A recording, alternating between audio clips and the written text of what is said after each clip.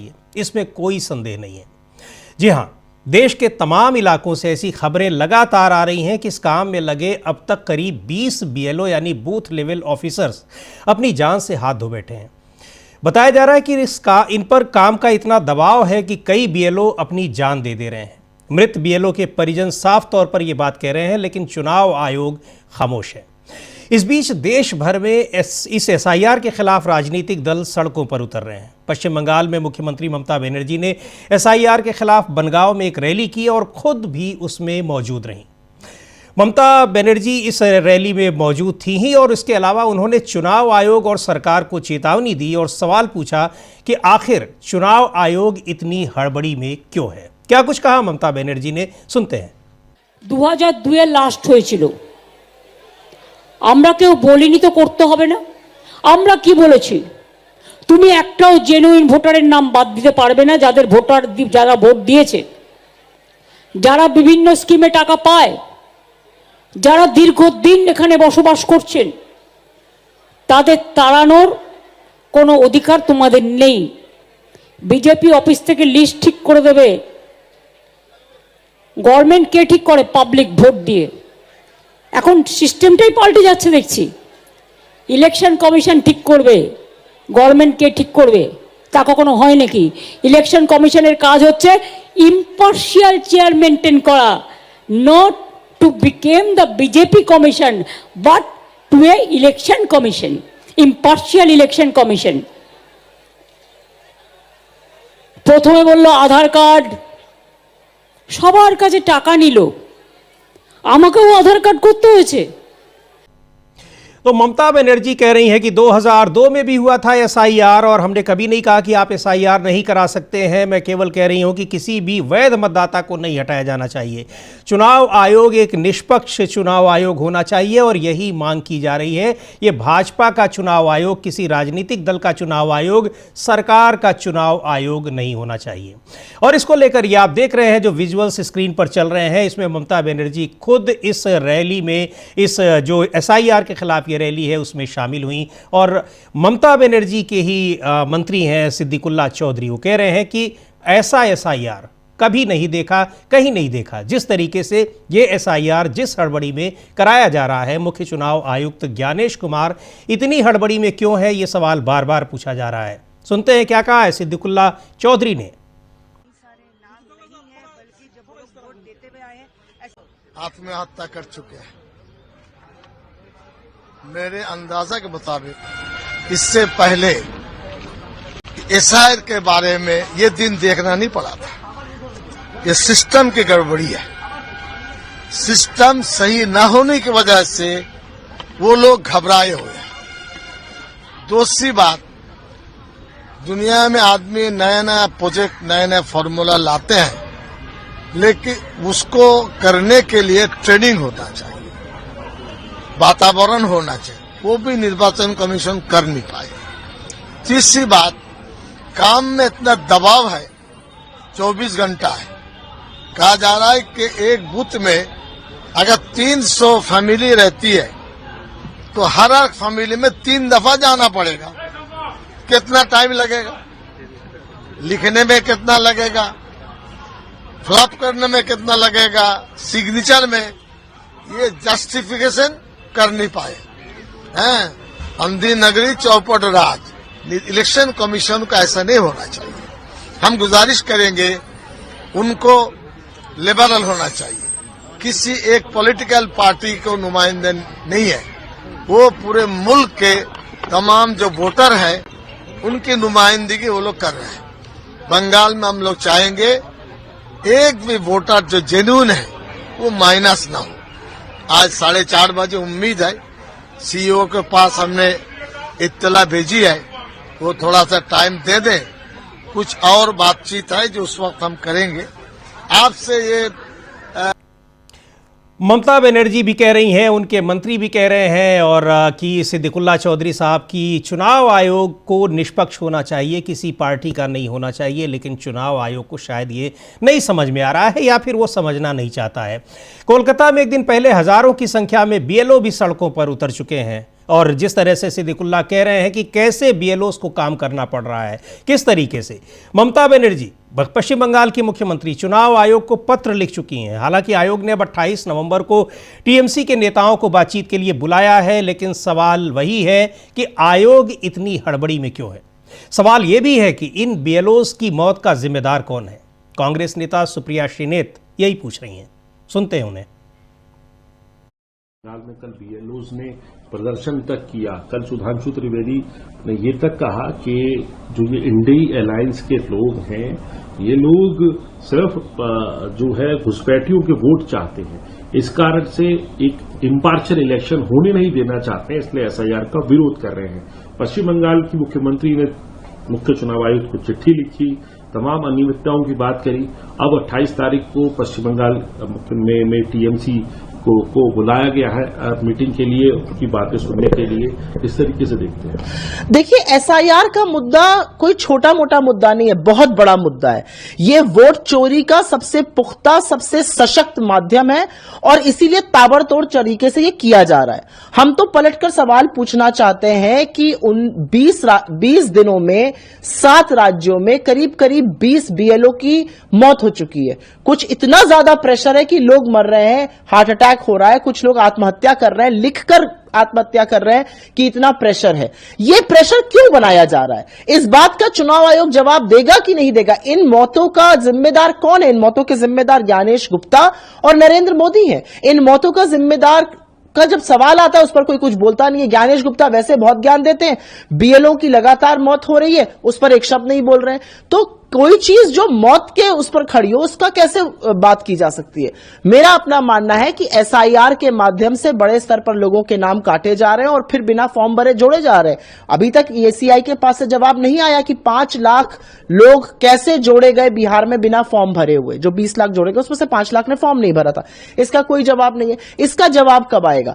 SIR vote चोरी का सबसे सशक्त तरीका है, सबसे सशक्त माध्यम है और इसीलिए ताबड़तोड़ तरीके से उसको किया जा रहा है। ये फिर से नरेंद्र मोदी की, बीजेपी की और इलेक्शन कमीशन ऑफ इंडिया, जिसके ज्ञानेश गुप्ता जी हेड है, उनकी मिलीभगत दिखाता है। जो कोई भी इसके बारे में संशय कर रहा है, जो कोई भी इसके बारे में सवाल कर रहा है, उन सवालों का जवाब दीजिए। आपके जवाब नहीं आते, आप हवा हवाई बातें करते हैं।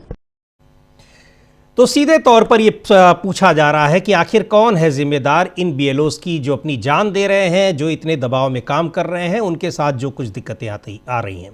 सवाल कई पूछे जा रहे हैं और बिहार का भी जिक्र किया। और बिहार में एसआईआर चुनाव आयोग ने करवाया, इसी हड़बड़ी में करवाया। जो आशंकाएं जताई जा रही थी, उन्हीं वो आशंकाएं साबित हुई चुनाव के बाद, जो रिजल्ट आए हैं, जो परिणाम आए हैं। और बिहार का मुद्दा आपको बता दें कि वो अभी भी सुप्रीम कोर्ट में लंबित है। यानी यह मुद्दा लंबित है कि बिहार में चुनाव आयोग को एसआईआर स्पेशल इंटेंसिव रिवीजन कराने का अधिकार है या नहीं। यह मुद्दा लंबित है सुप्रीम कोर्ट में। कल फिर उस पर सुनवाई होनी है, हो पाती है कि नहीं हो पाती है, इस पर भी हमारी निगाह रहेगी और आपको अपडेट भी बताएंगे अगर होती है सुनवाई। लेकिन आपको बता दें कि उसी एसआईआर के तहत चुनाव आयोग ने पूरी वोटर लिस्ट तैयार कर ली। बिहार में चुनाव की घोषणा भी कर दी, चुनाव भी हो गए और नतीजे भी आ गए। नतीजे वही आए जिन नतीजों की आशंका विपक्ष जता रहा था कि ये इस तरीके से जो एसआईआर हुआ है, इसके आधार पर नतीजे यही आएंगे। तो सवाल कई पूछे जा रहे हैं, लेकिन आयोग जवाब देना न तो अपनी जिम्मेदारी समझ रहा है और न ही ज़रूरत। लेकिन संविधान में यदि चुनाव आयोग को इतनी बड़ी जिम्मेदारी और अधिकार मिले हैं, तो इनके साथ जवाबदेही भी उसे मिली है। और यही याद दिलाने के लिए कांग्रेस पार्टी भी 14 दिसंबर को दिल्ली में सड़क पर उतर रही है, चुनाव आयोग के दफ्तर के पास, ताकि आयोग भी सुन ले। सुनते हैं दीपेंद्र हुड्डा क्या कह रहे हैं। कांग्रेस के सांसद हैं, हरियाणा से आते हैं। वहां भी आज एक प्रदर्शन हुआ है और 14 दिसंबर की रैली को लेकर क्या कह रहे हैं। जो हमारा लोकतंत्र और संविधान को बचाने के लिए आज कांग्रेस सड़कों पे है। भारतीय जनता पार्टी और चुनाव आयोग की मिलीभगत से लड़ाई लड़ रहे हैं। आज देश में चुनाव की प्रक्रिया निष्पक्ष नहीं रह गई, ये साबित हो गया है और इसीलिए आज सड़क पे कांग्रेस पार्टी संघर्ष कर रही है। 14 तारीख को राहुल जी के नेतृत्व में बड़ी रैली रामलीला ग्राउंड में करेंगे। दादरी समेत पूरे प्रदेश में लाखों वोट फर्जी पाई गई है, ये साबित हो चुका है। और मैं समझता हूं कि 25 लाख वोटों पे सवालिया निशान लगा है। इन 25 लाख वोटों पे चुनाव आयोग को एफिडेविट देना चाहिए 25 लाख वोटों पे। आज ये प्रश्न उठता है कि इतने बड़े स्तर पर जो चुनाव में यंत्र मंत्र तंत्र का प्रयोग किया जा रहा है, मतदाता सूची में गड़बड़ घोटाले किए जा रहे हैं, तरीके से फैसला किया जा रहा है, ये लोकतंत्र के और भविष्य को लेकर प्रश्न चिन्ह लगाते हैं। तो क्या कुछ कर रहा है चुनाव आयोग? लाखों वोट फर्जी बना दिए गए और उनके आधार पर चुनाव जीत लिया गया। चुनाव आयोग उनका जवाब नहीं दे रहा है, ये सवाल पूछा जा रहा है। और यही बात हम भी बार बार पूछ रहे हैं कि आखिर चुनाव आयोग जवाब कब देगा और अब तक खामोश क्यों है? इन तमाम सवालों के जवाब और इन्हीं मुद्दों पर चर्चा के लिए हमारे साथ कई वरिष्ठ साथी मौजूद हैं। पहले उनसे आपका परिचय कराते हैं, फिर चर्चा को आगे बढ़ाते हैं। और हाँ, एक और ज़रूरी बात वो आपको बतानी है, वो ये कि आज न्यूज़ पॉइंट में राजीव जी को न देखकर आप हैरान ज़रूर हो रहे होंगे। हैरान हो रहे होंगे, लेकिन परेशान होने की ज़रूरत नहीं है। कुछ ज़रूरी काम से राजीव जी 2-3 दिन तक इस कार्यक्रम से दूर हैं, लेकिन फिर आएंगे पहले की ही तरह। तब तक न्यूज़ पॉइंट के साथ आपसे मैं रूबरू होऊंगा। और अब चलते हैं अपने पैनलिस्ट के पास। हमारे साथ कई वरिष्ठ साथी इस समय स्क्रीन पर आपको दिखाई पड़ रहे हैं। डॉक्टर राकेश पाठक जी हैं, बहुत ही वरिष्ठ पत्रकार हैं, बहुत सारी खबरें उनके पास रहती हैं और आज भी हम उनसे जानने की कोशिश करेंगे इन्हीं सारे बिंदुओं पर। अमलेंदु उपाध्याय जी हैं, आप लगातार उनकी बातें सुनते हैं। और साथ में वरिष्ठ पत्रकार हैं अनिल सिन्हा जी और वरिष्ठ पत्रकार प्रशांत टंडन जी। शुरुआत करता हूं डॉक्टर राकेश पाठक जी आपसे कि ये जो सवाल बहुत सारे निकल कर आ रहे हैं और अब पहली बार नहीं पूछे जा रहे हैं, ये लगातार पूछे जा रहे हैं। ज़रूरत भी है पूछने की, क्योंकि पूछेंगे नहीं तो जवाब आएगा कैसे? पूछने पर तो जवाब आ नहीं रहा है और बार बार जब पूछा जाएगा तो इसी उम्मीद में पूछा जाता है कि कम से कम कभी तो चुनाव आयोग जवाब देगा। हर तरीके से, हर फ्रंट से विरोधी पार्टियां भी पूछ रही हैं, हम आप जैसे पत्रकार भी पूछ रहे हैं। आखिर चुनाव आयोग को क्या लगता है डॉक्टर राकेश पाठक जी कि वो जवाब नहीं दे देगा तो क्या वो इन सारे सवालों से वो बरी हो जाएगा? मीर जी, देखिए, जो सवाल पूछे जा रहे हैं उनके तो जवाब देना ही पड़ेगा। आज नहीं तो कल जवाब देने पड़ेंगे। लेकिन जिन लोगों को जवाब देना चाहिए, जिन लोगों की जवाबदेही है देश के प्रति, लोकतंत्र के प्रति, संविधान के प्रति, चाहे वे प्रधानमंत्री हो या मुख्य चुनाव आयुक्त, वे सब इतने निश्चिंत हैं देश में जो कुछ हो रहा है उसके प्रति कि मुझे हमारे एक वरिष्ठ साथी हैं रवीश श्रीवास्तव जी, अमर उजाला के संपादक रहे जी, उनके चंद शब्द याद आते। बारूद पे तशरीफ लब पे ठहाके देखो, बारूद पे तशरीफ लब पे ठहाके देखो, पाप धोने आया है वो गंगा में नहा के देखो। इस वक्त पूरे देश में जो हालात जी वो एक तरह से बारूद पर बैठे हुए, बड़ी संख्या में बीएलओज खुदकुशी कर रहे हैं। उनकी जिंदगी के प्रति किसी की कोई जिम्मेदारी, कोई चिंता दिखाई देती है। प्रधानमंत्री अयोध्या में भगवा ध्वज फहरा रहे, चुनाव आयुक्त सवालों के जवाब देने की बजाय थैंक यू वेरी मच कहकर उठ जाते। ये जो तस्वीरें हम स्क्रीन पर देख रहे हैं, ममता बनर्जी सड़कों पर उतरी हुई है, भूपेंद्र सिंह हुड्डा उतरे हुए हैं, या 14 तारीख को राहुल गांधी कांग्रेस मैदान में आएगी, ये जिन सवालों को लेकर सड़क पर हैं उनके जवाब किसे देना चाहिए? सबसे पहली जिम्मेदारी तो मुख्य चुनाव आयुक्त की है, चुनाव आयोग की है। लेकिन जब आम नागरिक, सरकारी अमला किसी प्रक्रिया के चलते खुदकुशी पर उतारू हो जाए तो फिर देश के मुखिया, देश के अभिभावक, देश के कार्यकारी प्रमुख, प्रधानमंत्री की भी कुछ जिम्मेदारी पर। लेकिन वे तो ऐसा लगता है कि बिल्कुल, अगर हरियाणवी लहजे में कहा जाए तो वे नशा खाते रहते। उनको फिर बिल्कुल चिंता नहीं है कि लाखों लोगों के नाम वोटर लिस्ट में किस तरह काटे जाते हैं, किस तरह जोड़े जाते हैं। उन्हें बिल्कुल फिक्र नहीं है कि इस तंत्र के जरिए हमारी पूरी चुनावी प्रणाली को दूषित कर दिया गया है। लोग जो फैसला सुनाना चाहते हैं, क्या सचमुच में वही फैसला गिनती के दिन सामने आता है? और एक बात और समीर जी जोड़ना चाहता हूं।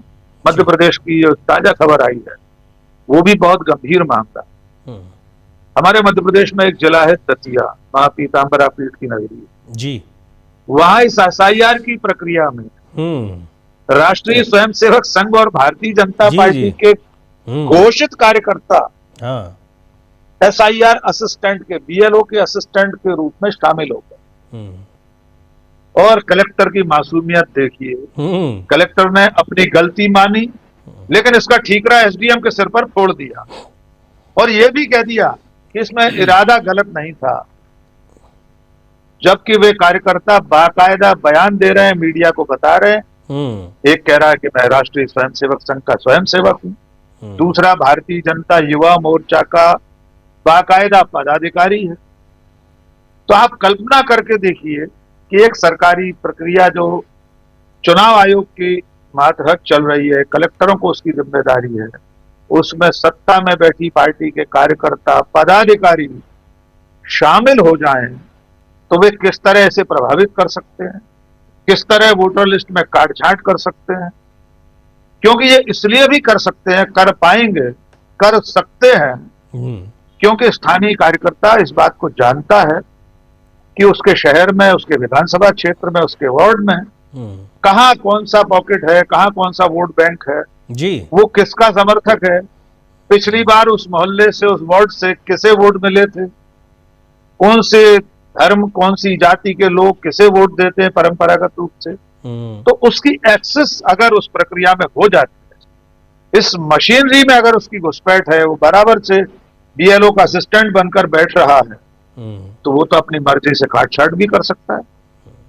वो इंगित कर सकता है कि इस मोहल्ले के, ये खटीक मोहल्ला है, ये फलाना मोहल्ला है, इसके वोटर्स तो दूसरे को वोट देते, हमारी पार्टी को नहीं देते, तो किसी भी बहाने से उनके नाम काटे छाटे जा सकते। और मैं फिर लौटता हूं उसी गंभीर बात पर जी, अगर इस काम में लगे हुए लोग खुदकुशी तक पर आमादा है, मजबूर हो रहे, तो सरकार की जिम्मेदारी है, चुनाव आयोग की जिम्मेदारी है, वे सोचें समझें कि इतना प्रेशर, इतना दबाव काम का क्यों है, ऐसी क्या जल्दी है कि इसी निर्धारित समय सीमा में उन राज्यों में भी होना है एसआईआर जहां 3 साल बाद चुनाव है। जी हाँ समीर आत्मज जी, मध्य प्रदेश में तो अभी 3 साल है विधानसभा चुनाव को, अभी तो 2 साल पूरे होने में भी 2-4 दिन बाकी।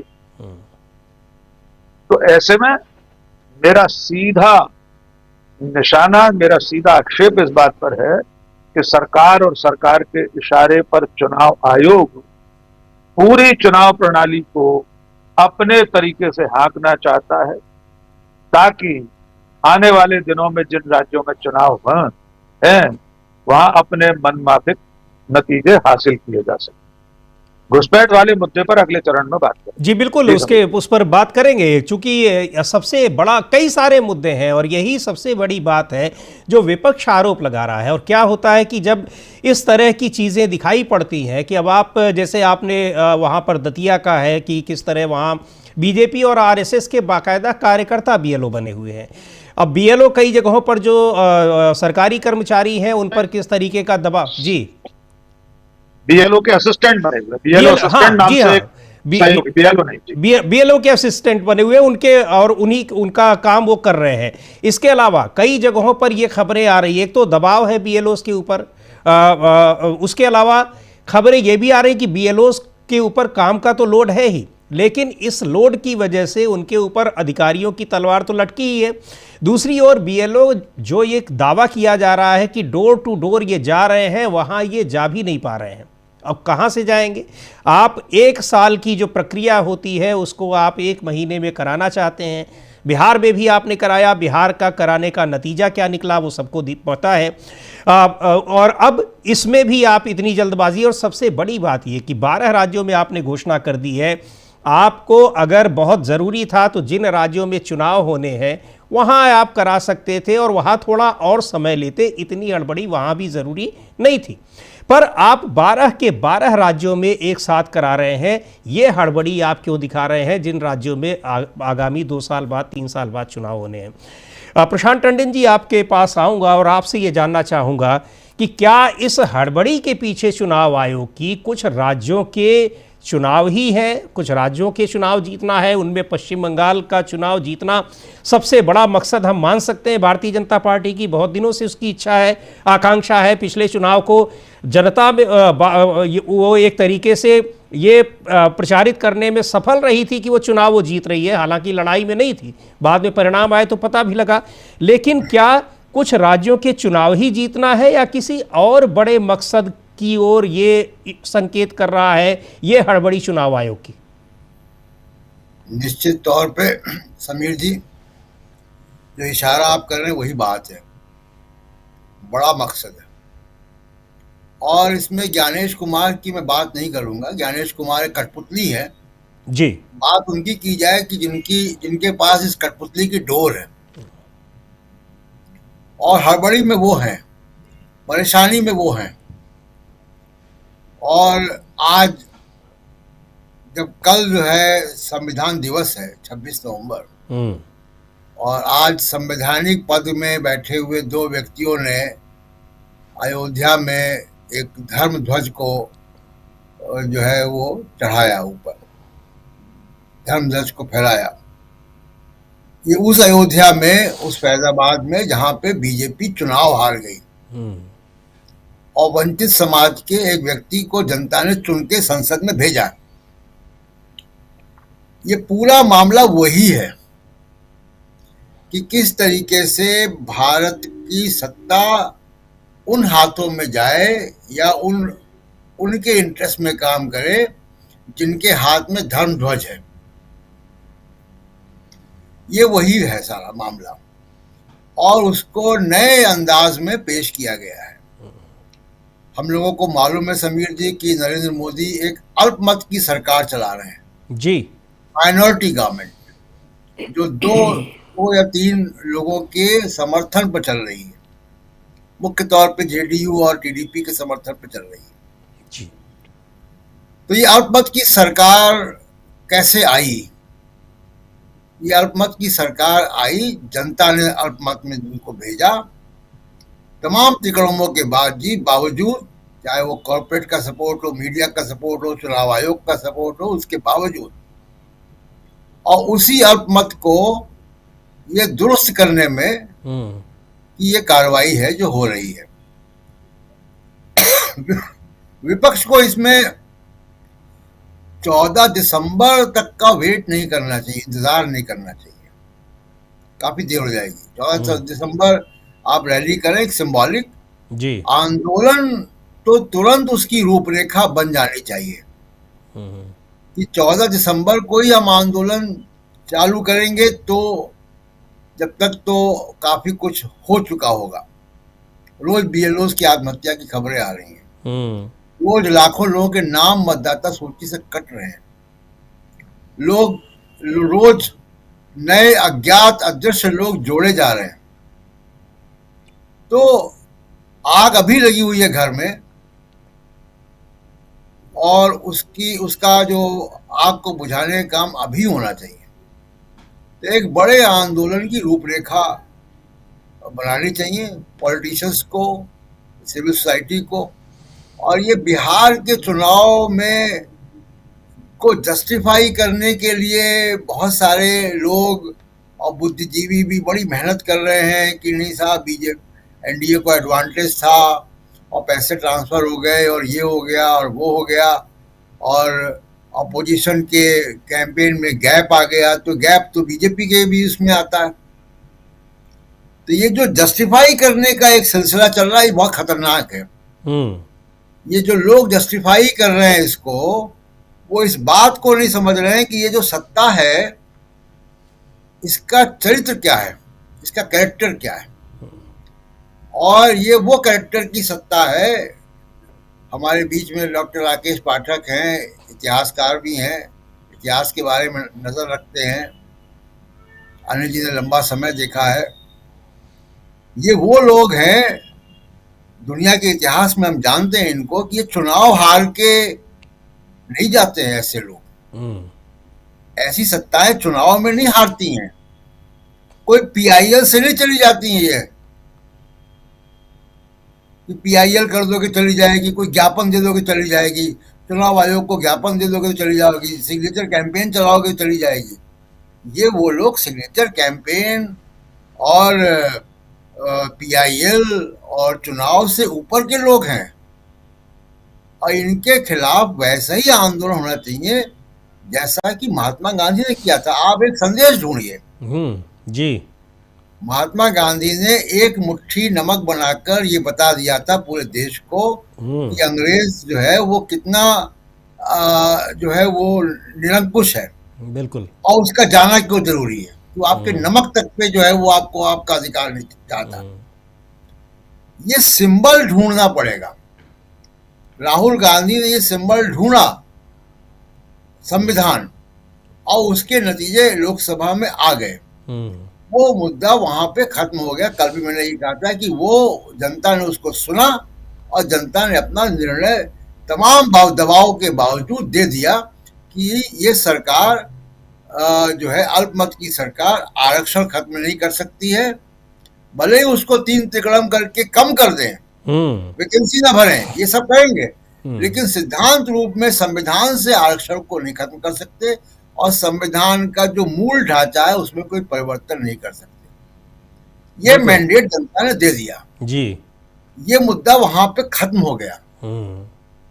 अब दूसरा वो जो बात आती है कि तू डाल तो मैं पे पात। तो जैसे ही सामाजिक न्याय का दबाव आया, जैसे ही तमाम सारे जो वंचित समाज के लोग हैं वो सामने आए, नए बुद्धिजीवी सामने आ रहे हैं, ये सब कुछ ऐसा हो रहा है, तो उनको लगा कि नहीं, अब इन लोगों के मतदान के अधिकार ही छीन लो।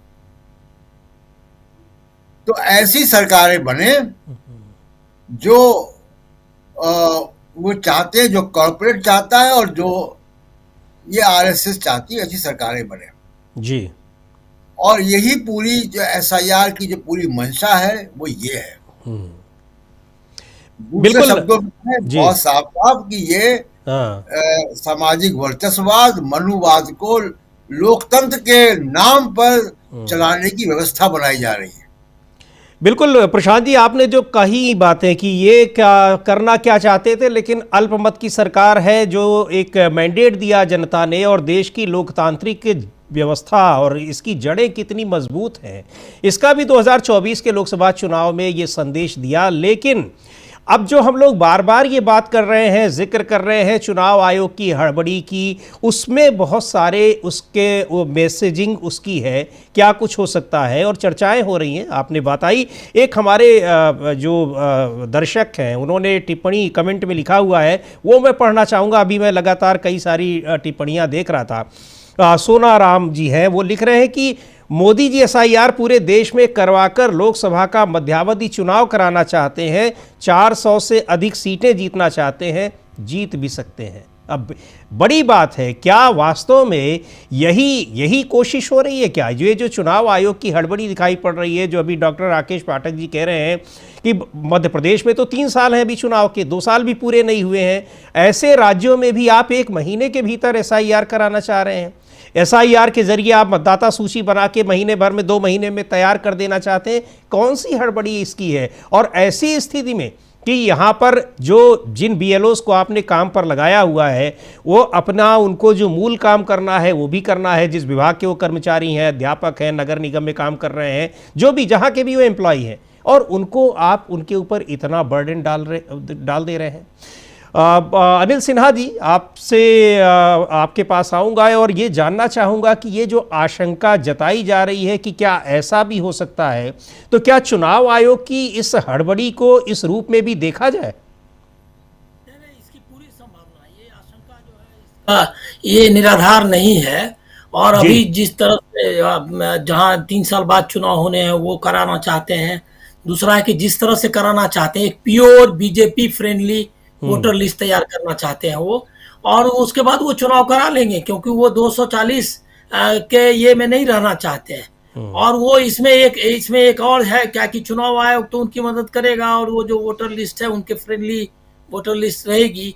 इसके अलावा उनका है क्या कि इस बीच में आप चुनाव के मतलब SIR और वोटर लिस्ट में उलझे रहे, और जो इशूज है, पॉलिटिकल इशूज है, उसका मौका भी नहीं मिलेगा ये को क्या कहते हैं पॉलिटिकल पार्टीज को। ये बिहार इसका सबसे बेहतरीन उदाहरण है कि उन्होंने उनके पास ऑलरेडी एक लिस्ट थी जो उन्होंने बकायदा तैयार करके घोषित किया हुआ था।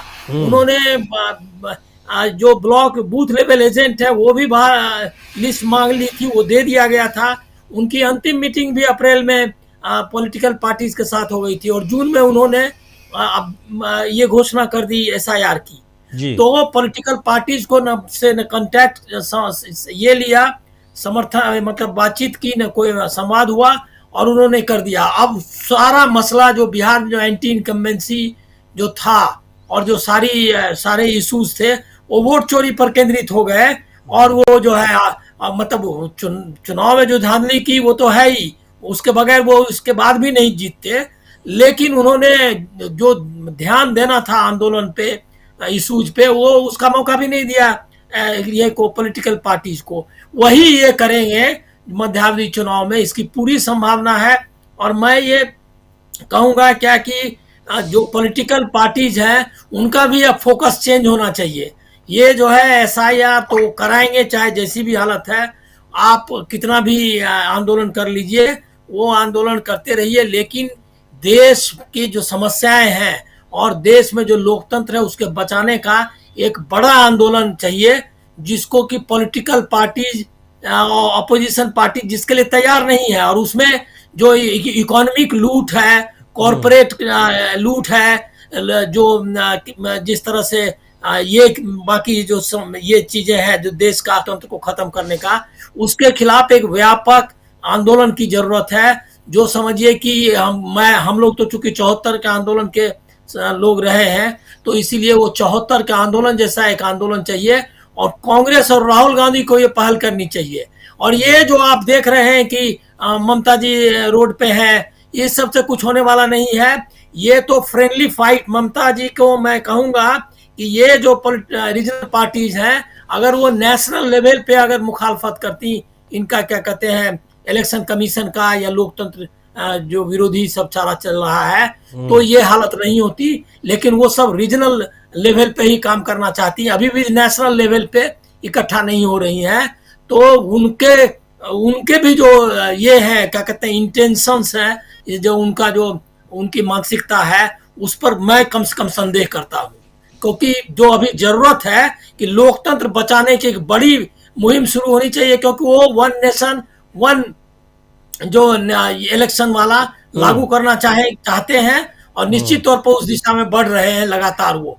दूसरी चीज ये है कि ये जो आज ध्वजारोहण हुआ उसके भी मैसेज है, वो मैसेज है पूरे देश को कि यही मतलब हिंदुत्व के एजेंडा पर लोगों को फंसा करके आपका लोकतंत्र का अपहरण किया जाएगा।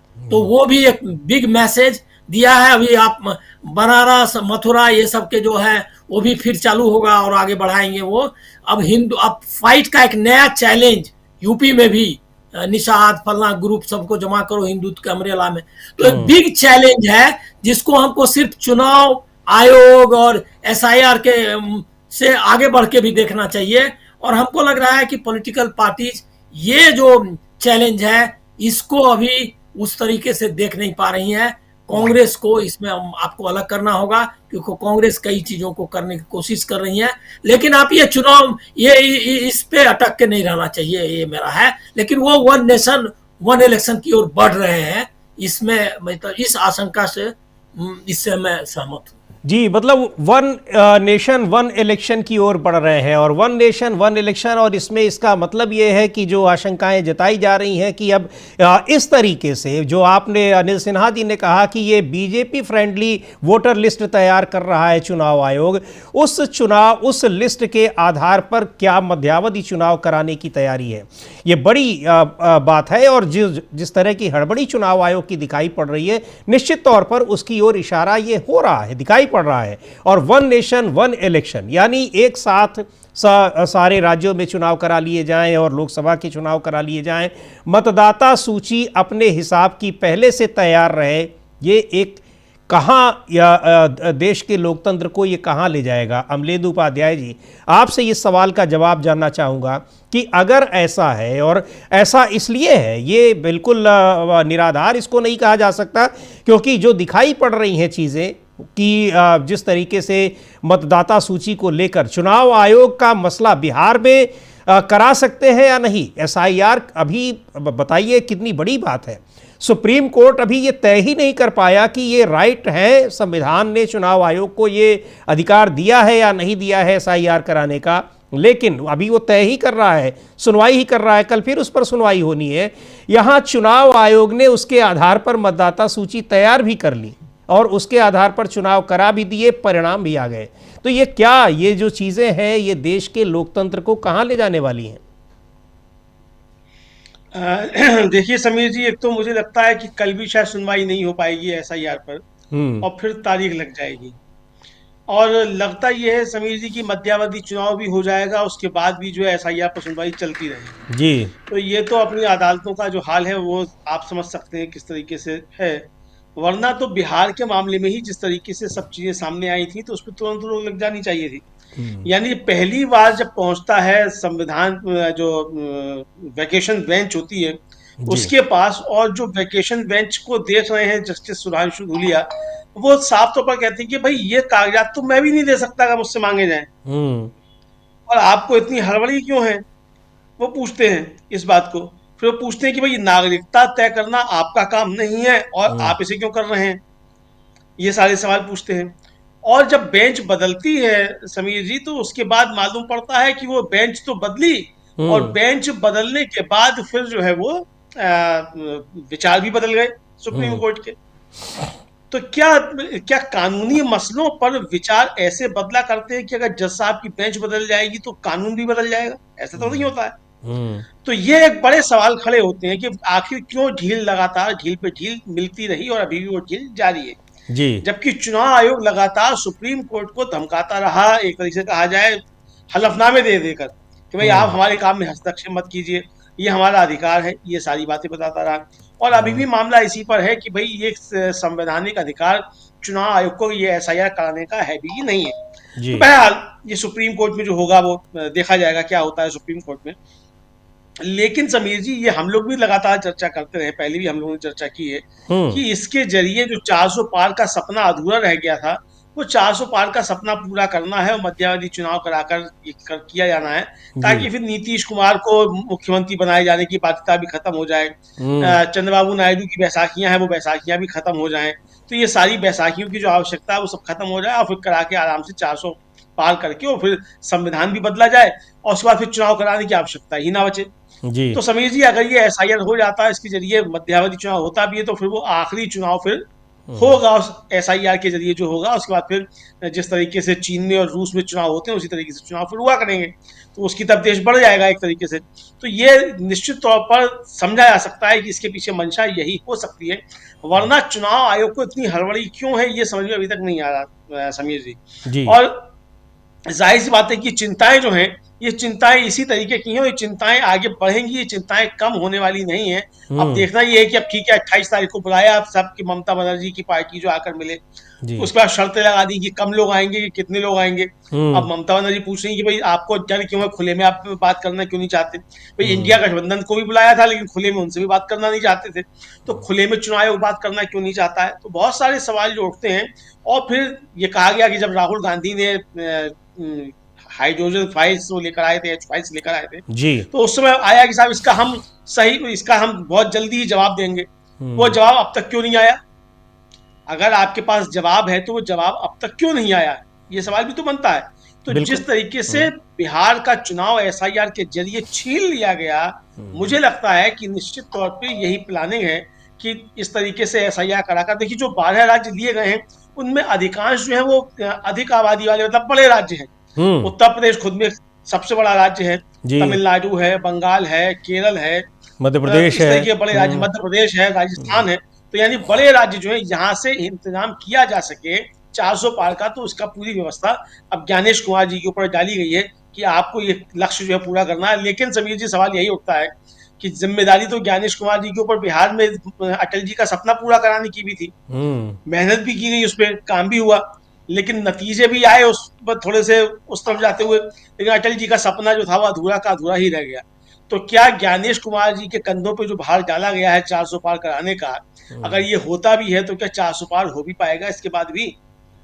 अब ये देखने वाली बात होगी। लेकिन जो इंतजाम किए जा रहे हैं, लगता यही है प्रथम दृष्टया कि इंतजाम इसी तरीके के किए जा रहे हैं कि 400 पार कराने के लिए ये एसआईआर कराया जाए।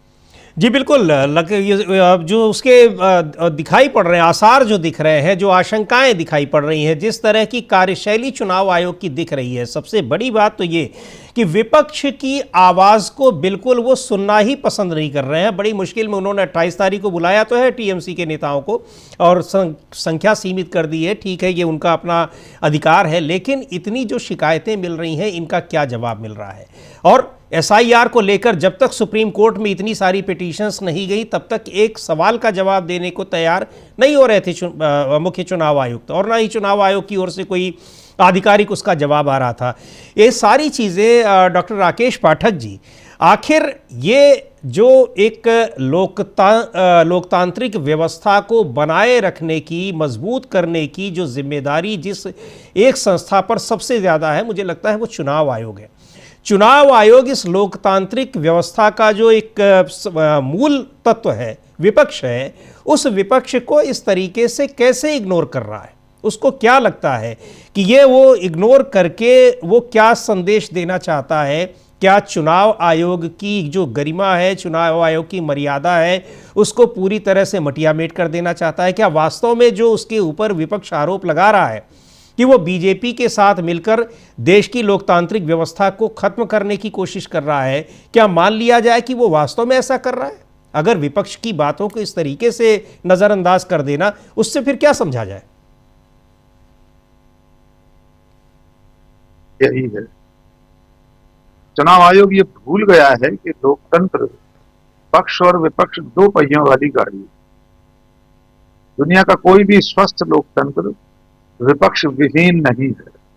रूस और चीन हमारे लिए नजीर नहीं हो सकते, वहां उस तरह का लोकतंत्र है ही नहीं। हमारे यहाँ बाकायदा एक संवैधानिक लोकतंत्र है, उसे चुनने की, जनप्रतिनिधि चुनने की एक प्रक्रिया है, सिस्टम है। सरकार से इतर चुनाव आयोग को अपना काम स्वतंत्र स्वायत्तशासी निकाय के रूप में करना है। अब वो जो भूमिका अदा कर रहा है उसके कई नजारे हमने देखे। आपको याद होगा संसद के एक सत्र के बाद पूरा विपक्ष ज्ञापन देने के लिए निकला था दिल्ली जी। उसे चंद कदम के बाद दिल्ली पुलिस ने रोक लिया, हिरासत में ले लिए गए नेता लोग। चुनाव आयोग मिलने के लिए तैयार नहीं होता। यानी ऐसा लगता है कि चुनाव आयोग ने अपना खूंटा पूरी तरह से बीजेपी के बाड़े में बांध दिया है, खुद को उस खूंटे से बांध दिया है। विपक्ष की न तो आवाज सुननी है, न उसके आरोपों का जवाब देना है, न उसकी शिकायतों को सुनना है।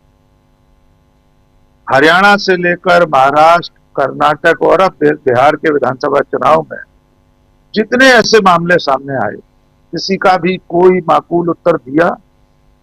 एक भूतपूर्व चुनाव आयुक्त एसवाई कुरैशी कह चुके हैं कि मुझे 0-0 पते वाले मतदाता के घर पर लेकर जाएगा क्या आयोग? उनको या हमें, आपको? क्या चुनाव आयोग बताएगा कि ब्राजील की मॉडल की तस्वीरें कैसे लगी थी, कैसे उसके नाम पर किसी ने वोट डाला, कैसे भारतीय जनता पार्टी के कार्यकर्ता और पदाधिकारी 4-4 राज्यों में वोट डालते हैं? वे ऐसा लगता है कि मतदान पर्यटन पर निकले हुए। जिस भी राज्य में चुनाव होता है उससे पहले वहां मतदाता सूची में आ जाते हैं, फिर वोट डालते हैं, फिर उंगली पर स्याही लगाकर तस्वीरें साझा करते हैं सोशल मीडिया पर। इनमें से किसी एक भी चीज का चुनाव आयोग ने जवाब नहीं दिया। इसलिए उसकी मंशा तो बहुत साफ है कि वो भारतीय जनता पार्टी और सत्ता में बैठे लोगों की एक सीमा से परे जाकर मदद करना चाहता है, वरना कोई कारण नहीं है कि वो इन बातों के जवाब न देता कि कैसे मतदाता सूचियों का पुनरीक्षण इतनी जल्दी में किया जा रहा है, क्यों लोग आत्महत्याएं कर रहे हैं। और जो आशंका प्रशांत जी, अनिल जी, आमलेंद्र जी ने जताई है कि अंततः एक एब्सोल्यूट पावर, संपूर्ण सत्ता प्राप्त करने की जो भूख है, जो ललक है, थोड़ा और कठोर शब्दों में कहा जाए तो जो हवस है, उसके रास्ते में चुनाव आयोग उनका हमराह बना हुआ है, उसका सारथी बना हुआ है। मध्यावधि चुनाव की आशंका अनिल जी, अमलेंदु जी देख रहे हैं, अब उस पर हमें भी सोचना पड़ रहा है। पहले ऐसा नहीं लग रहा था, लेकिन अब ऐसा लग रहा है कि चूंकि नरेंद्र मोदी अपने राजनीतिक जीवन के सबसे कठिन दौर से गुजर रहे हैं, अंतर्राष्ट्रीय स्तर से लेकर घरेलू मुद्दों पर वे लगातार विफल हो रहे हैं, इसलिए उन्होंने इस बार एक आखिरी दांव राम मंदिर पर पताका फहराने का चल दिया है। इस देश की धर्म भीरू जनता को यह बताया जा रहा है कि 500 साल बाद कोई भगवा ध्वज किसी मंदिर पर फहराया गया है। हिंदू हृदय सम्राट देश का मुखिया है, खुद प्रधानमंत्री ध्वजारोहण के बाद अपने भाषण में कामना कर रहे हैं कि अब इस राष्ट्र में गरीबी और दर्द, पीड़ा खत्म हो जाए। वे उसी अयोध्या में ध्वजारोहण कर रहे हैं जिसमें हर साल दीपावली पर रिकॉर्ड तोड़ दिए जलाने का अभियान कार्यक्रम होता है। साल दर साल वो संख्या बढ़ती जा रही है, 30 लाख दिए, 35 लाख दिए, पता नहीं 80 लाख, 1 करोड़ कितने हो गए। लेकिन उसी अयोध्या में उन दियों से बचे हुए तेल को समेटती हुई हमारे देश की नौनिहाल पीढ़ी को भी दुनिया ने देखा है। उसी अयोध्या में जहां से राम राज्य का आह्वान नरेंद्र मोदी कर रहे हैं, आज भी गरीबी की रेखा से नीचे रहने वाले लोग मौजूद हैं। और उसी अयोध्या में एक दलित सांसद को छेंक कर अलग रख दिया गया, क्योंकि मनुस्मृति के हिसाब से उसे मंदिर प्रवेश की भी इजाजत नहीं। ये एक आयोजन जिसमें स्थानीय सांसद का होना सामान्य प्रोटोकॉल था जी, जहां प्रधानमंत्री आ रहा हो वहां पर एक अनिवार्यता है, उसका प्रोटोकॉल है कि स्थानीय सांसद को आमंत्रित किया जाना है। इसके बावजूद उन्हें न्योता नहीं दिया गया। तो इन सब गतिविधियों से ऐसा लगता है कि नरेंद्र मोदी एक आखिरी दांव चल रहे हैं। माहौल अच्छा देकर हिंदुत्व का बुखार, उसका तापमान एक बार नापने के बाद कभी भी मध्यावधि चुनाव करवाया जा सकता है। यही वजह है कि जिन राज्यों में अगले 2-3 साल चुनाव नहीं है, वहां भी SIR इस तरह सिर पर तलवार लटकाकर करवाया जा रहा है। तो मैं इन तमाम आशंकाओं को देखते हुए अंत में आपके उस सवाल को फिर दोहराता हूं कि चुनाव आयोग इन सब कारगुजारियों से भारतीय जनता पार्टी के सत्ता में बने रहने और फिर किसी अगले चुनाव में इससे भी ज्यादा बहुमत के साथ आ जाने के लिए रास्ता तैयार कर रहा है। ये सभी जी बिल्कुल इसके लिए यह रास्ता तैयार कर रहा है, जो एक मैंडेट जो देश की जनता ने जो नहीं दिया, लेकिन अब उसको दूसरे तरीके से लेने की कोशिश हो रही है। अगर ये बात सही है कि चुनाव आयोग इतनी हड़बड़ी में क्यों दिख रहा है, क्या उसके पीछे वास्तव में कोई बड़ी साजिश है, कोई बड़ी योजना